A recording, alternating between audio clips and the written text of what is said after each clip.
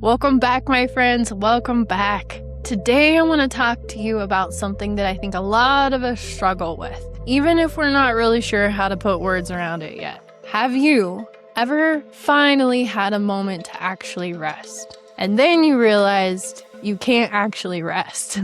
Maybe you sit down on the couch, but your mind is immediately making a list for you. You remember the laundry, the email you haven't answered, the phone call you need to make, the thing you said you were going to do 3 days ago that you never got done. Maybe you try to watch a show, read a book, or just sit outside for a few minutes, but there's this feeling underneath it all.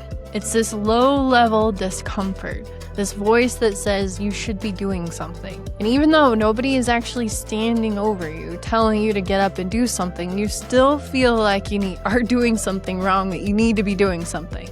You are resting, but you're not actually at rest. Welcome back to Sit Around the Fire, the podcast where we have honest conversations about healing, growth, the nervous system, and remembering who you really are. I'm your host, Ashlea Dillard, a licensed professional counselor, a clinical hypnotherapist, and a former firefighter paramedic, and above all, a human who is very much still inside of the work myself. Around this fire, we're not pretending to have everything figured out. We're just slowing things down. We're getting curious about these old stories that we carry and the patterns that have shaped our lives. We're creating the space to actually choose something different moving forward. So today we're talking about rest. I know that feeling. I know what it's like to finally have a quiet moment and immediately start thinking about, how could I use this time more effectively? What could I finish? What can I clean? What can I plan? What can I create? Who needs something from me? And I think many of us know how to stop moving physically, but we don't always know how to stop moving internally. Our body might be sitting on the couch, but our nervous system is still very much on duty. Still scanning, still planning, still anticipating what is coming next.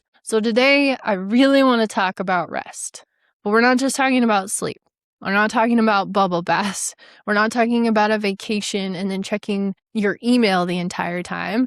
I want to talk to you about why rest can feel so uncomfortable, why we feel guilty when we slow down, why we tell ourselves we have to actually earn the right to stop, and why learning how to rest may be one of the deepest forms of healing that we ever do. Because rest is not just about being tired. Sometimes rest brings us face to face with the old stories we've been carrying about who we are, what makes us valuable, and what we have to be worthy. So I want you to imagine that you're driving a car. You pull into the driveway, you put the car in park, but your foot is still pressing down on the gas. The car is technically stopped, but the engine is still racing. That is what rest feels like for a lot of us. We stop working, but we are mentally still working. We sit down, but we are still reviewing the day. We lie in bed, but we are still rehearsing tomorrow. We take time off, but we are worrying about what is piling up while we're gone. We're in this state of being in park, but our foot is still on the gas pedal. And then we wonder why the rest never feels very restorative. We wonder why we're still exhausted after a day off. We wonder why our time away doesn't ever seem to fill us back up. But the truth is, our body can't fully receive rest while it's still prepping for the next emergency. And what I want to be very clear about here is that there's nothing wrong with you. This is not because you are doing rest wrong. It's not because you need a better morning routine or a more expensive mattress or another meditation app. It may be because your system learned that slowing down was not actually safe. Maybe there was always something that needed to be handled. Maybe you grew up in an environment where being useful kept you connected. Maybe you were praised for being responsible, mature, independent, strong, or the good kid. Maybe you learned to pay attention to everyone else's needs before your own. Maybe rest was called laziness. Maybe taking care of yourself was labeled as selfish. Maybe you watched the people around you work until they were sick, angry, depleted, or completely disconnected from themselves. Nobody may have sat you down and said, your worth comes from what you produce, but you learned it anyway. You learned it through what was praised. You learned it through what was expected. You learned it through the moments when you received approval. You learned it through the moments when you didn't, right? And those lessons become old programming. They become the stories running quietly under the surface. Keep moving. Don't fall behind. Don't disappoint anybody. Don't need too much. Don't be too much. Don't ask for help. Be productive. Be useful. Be strong. And most importantly, do not stop long enough to feel what all of this has cost you. Now, there's nothing wrong with being hardworking. Let's get clear. There's nothing wrong with caring about your work or your family or your goals or the people who depend on you, right? This is not an episode about becoming irresponsible Cheeto eater on the couch. It is not an invitation to abandon your commitments and pretend nothing matters. But there is a difference between doing meaningful work and using work to prove that you matter. There's a difference between being dependable and believing you are only lovable when you're actually needed. There's a difference between enjoying productivity and building your entire identity around it. Because for many of us, productivity is not just something we do. It becomes who we are. We become the one who handles everything. The strong one, the helper, the fixer, the responsible one, the person who keeps the wheels from falling off. And after a while, we may not know who we are without an actual problem to solve. Who am I when nobody needs me? Who am I when I'm not accomplishing something? Who am I when I'm not being productive? Who am I when I'm simply sitting here existing, breathing, being?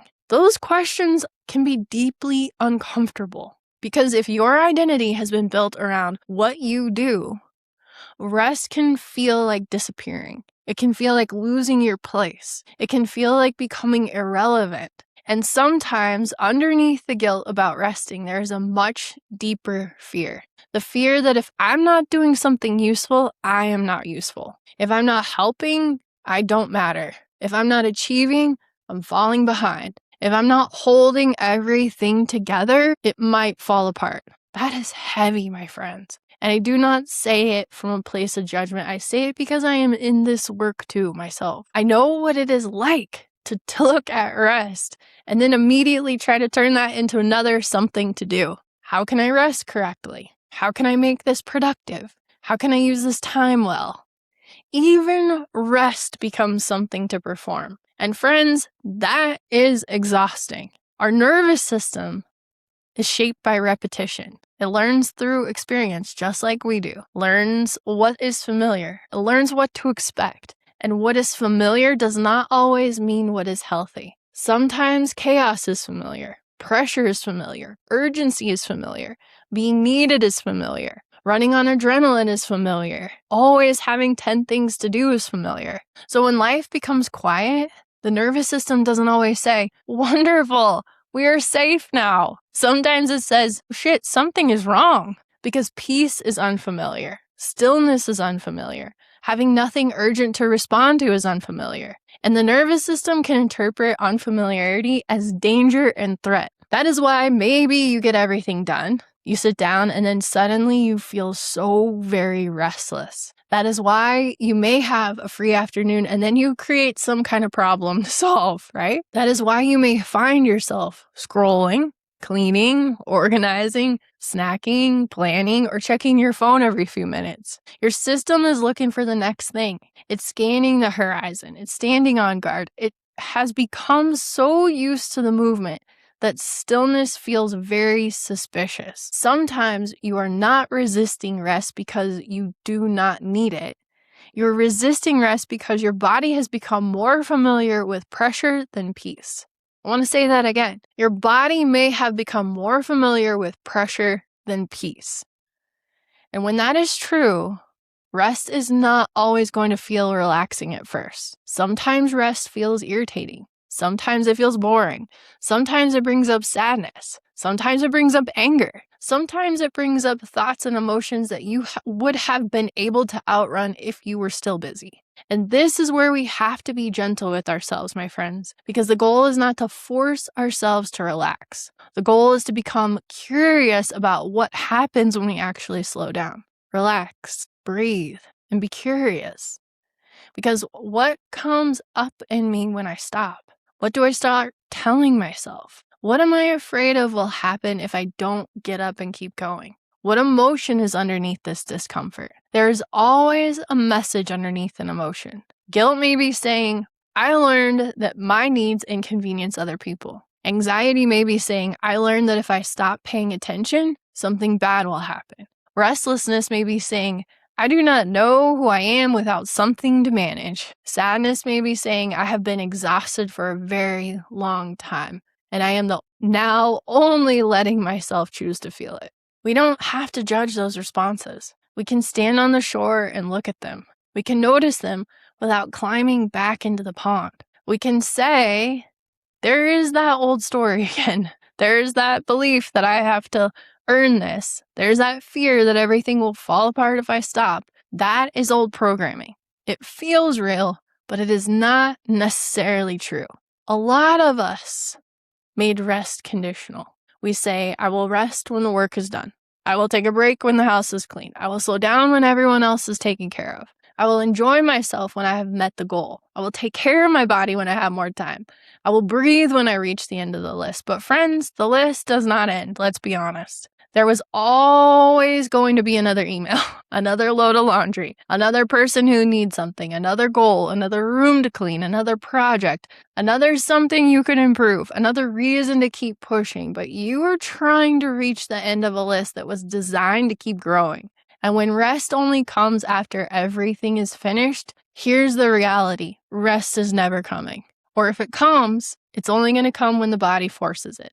When you get sick, when you get burned out, when you become so depleted that you cannot keep going, when you snap at someone you love, when your body starts sending messages that you can no longer ignore. We often wait until collapse gives us permission to stop. But you do not have to collapse before you're allowed to rest. You do not have to prove that you are exhausted enough. You don't have to present all the evidence. You don't have to justify your need for space. Your body is not a machine, and even machines require maintenance. You're a human being. You are living, feeling, processing, adapting, and caring more than most people will ever see, trust me.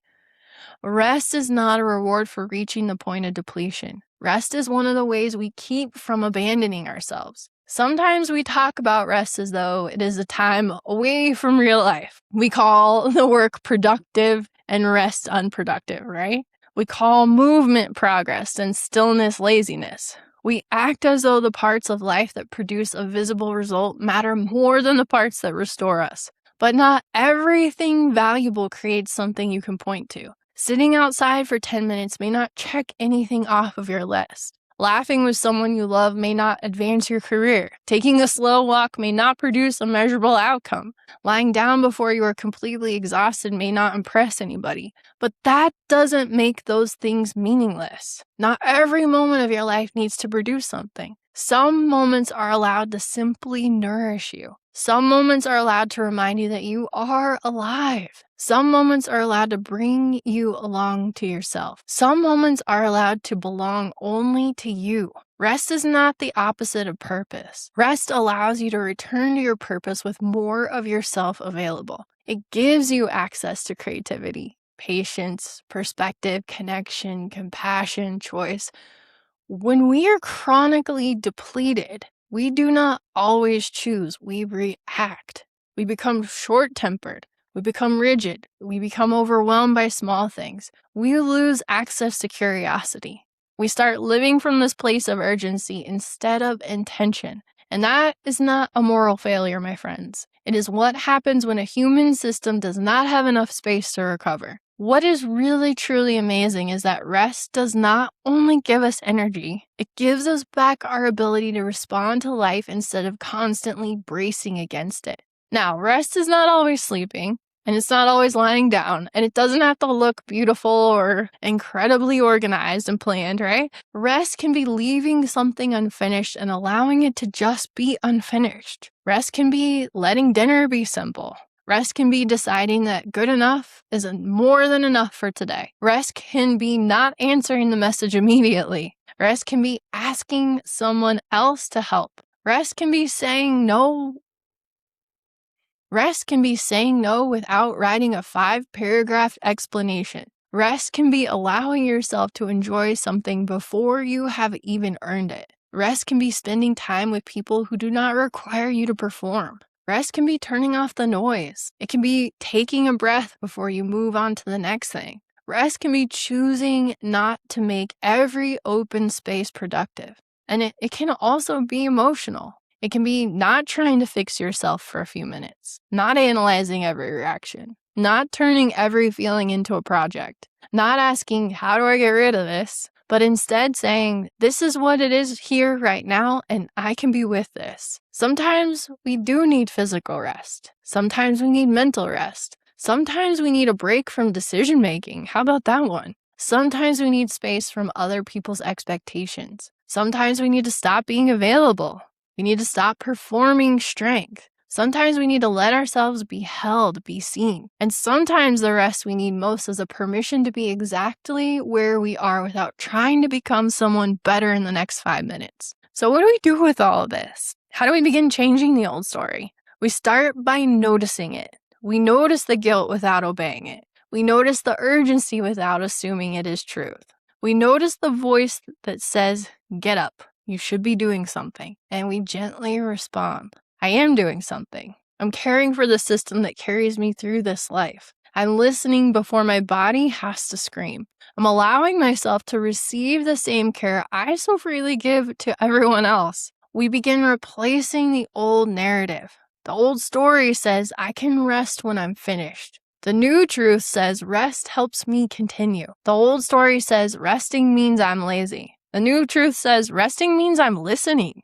The old story says, I need to earn a break. And the new truth says, my body doesn't have to prove that it has needs. The old story of doing nothing is wasting time. Well, the new truth is not every meaningful moment needs to produce something.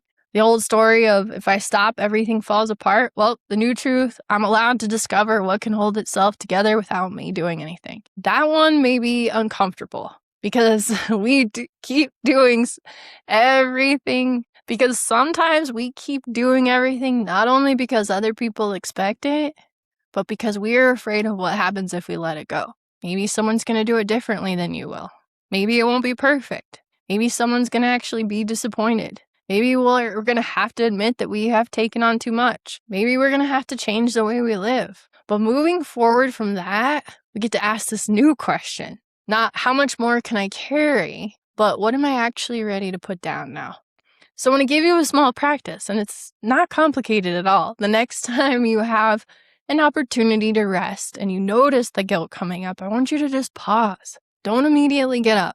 Don't immediately fix the discomfort. Put both feet on the floor, if that feels good, and take a breath. Ask yourself, what do I believe will happen if I rest right now? And just listen. Maybe the answer is, I will fall behind. People will think I'm lazy. Maybe it's, I should be doing more. I don't deserve this yet. I don't know how to be still. Whatever comes up, don't argue with it. Just be curious. And then ask, whose voice does that actually sound like? Where did I learn that? Is that belief helping me now? And what would it feel like to choose peace for 5 minutes anyway?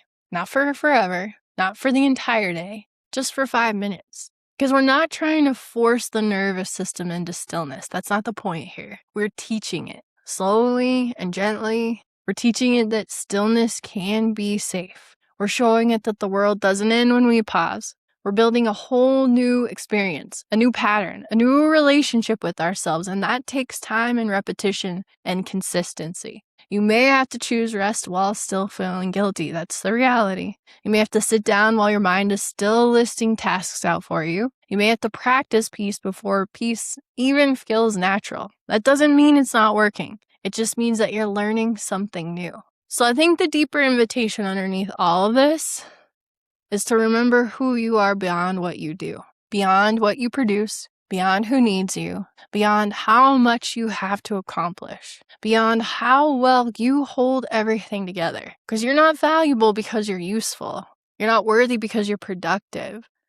You're not lovable because you're strong. Those may be beautiful parts of you, but they are not the source of your worth. Your worth was never waiting at the end of a list, my friend. It was not hiding behind the next accomplishment. It was not something you were supposed to earn through exhaustion. You were perfect, whole, and complete before you proved anything, before you helped anybody, before you became the strong one, before you learned how to carry so much. And maybe this season of your life is not asking you to become better at pushing.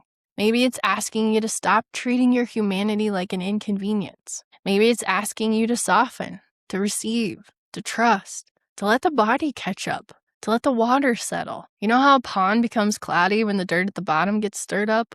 We sometimes think the answer is trying to keep moving through the water, trying to clear it, do something. But every movement stirs up more dirt.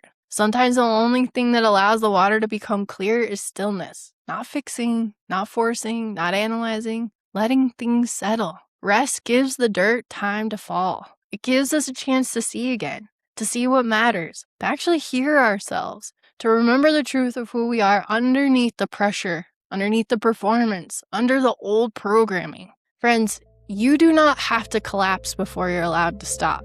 You don't have to finish every task. You don't have to meet every single need. You don't have to prove how tired you are before your rest becomes legitimate. You don't have to earn the right to breathe here. Rest is not a reward for being productive.